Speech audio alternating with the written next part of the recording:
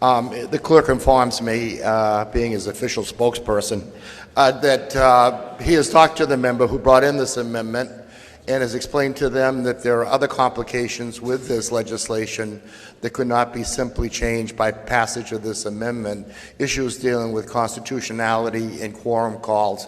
And I hope that answers your question. Any other questions? No. The chair recognizes Representative Weber to speak against the amendment.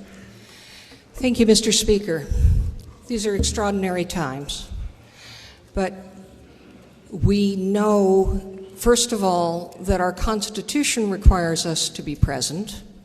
We know that there are a whole series of requirements in RSA 91A, the Right to Know law, that requires that everything we do be open and clear and above board, and that somebody who is not present here must be able to be seen and heard, and that's not restricted to when they're necessarily just speaking.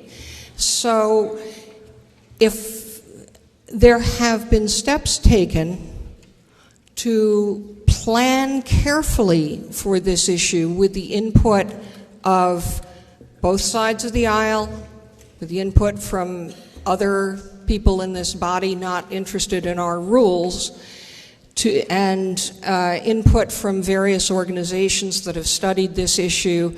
So we know that the Speaker is already prepared to look at this very carefully going forward.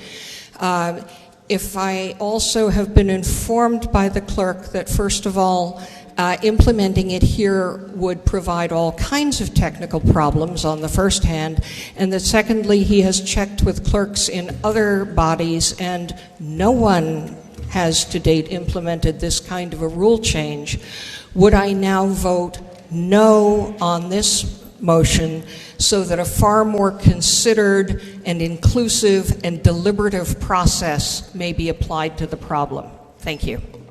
The question